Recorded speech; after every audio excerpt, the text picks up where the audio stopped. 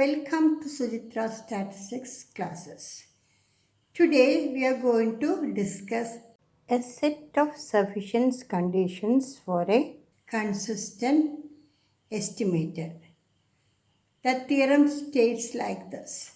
An estimator Tn is such that E of Tn equal to theta n tends to theta and variance of Tn tends to 0 as n tends to infinity, the estimate is said to be consistent for theta.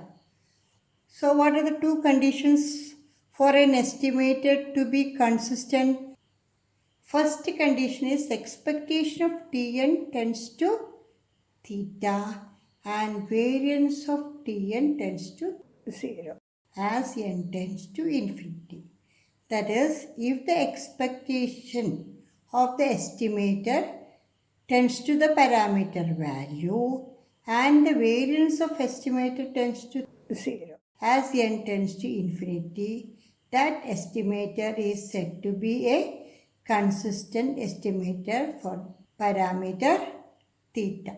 And we know that probability of mod Tn minus theta less than epsilon tends to 1 as n tends to infinity if Tn is a consistent estimator of theta. And by Chebyshev's inequality, we know that probability of mod x minus mu less than or equal to k sigma greater than or equal to 1 minus 1 by k square, where mu is the expected value of random variable x and sigma is its standard deviation and k greater than 0. Here our random variable is Tn. Its expected value is theta n and variance is. So let us rewrite this Chebyshev's inequality as P of mod Tn minus theta n less than or equal to k into root of variance of Tn greater than or equal to 1 minus 1 by k square. Let us write epsilon equal to k into root of variance of Tn.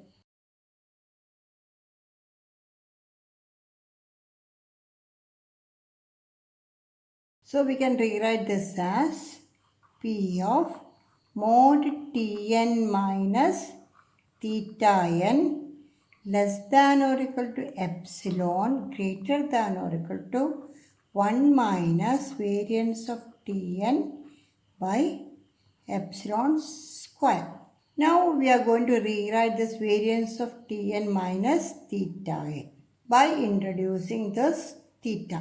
Mod Tn minus theta n is equal to mod Tn minus theta plus theta minus theta n, which is again equal to mod Tn minus theta minus theta n minus theta, which is greater than mod Tn minus theta minus mod theta n minus theta. So we are going to rewrite this mod Tn minus theta by this expression. Since this expression is less than mod Tn minus theta n, there won't be any change in this inequality. Therefore, P of mod Tn minus theta minus theta n minus theta less than or equal to epsilon greater than or equal to 1 minus variance of Tn by epsilon square. Then P of mod Tn minus theta less than or equal to epsilon plus mod theta n minus theta greater than or equal to 1 minus variance of Tn by epsilon square. As n tends to infinity, theta n tends to theta and variance of Tn tends to 0. So, mod Tn minus theta becomes very small, as well as variance of Tn by epsilon also becomes very small. That is P of mod Tn minus theta less than or equal to epsilon plus epsilon 1. We are rewriting mod theta n minus theta as epsilon 1, since which is a small quantity greater than or equal to 1 minus delta. Delta also represents a small number.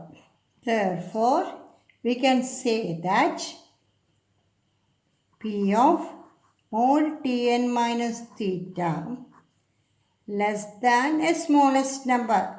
Instead of this epsilon, we can say write epsilon 2. That is epsilon plus epsilon 2 tends to 1 as n tends to infinity, which is the condition for consistency. Thank you for listening.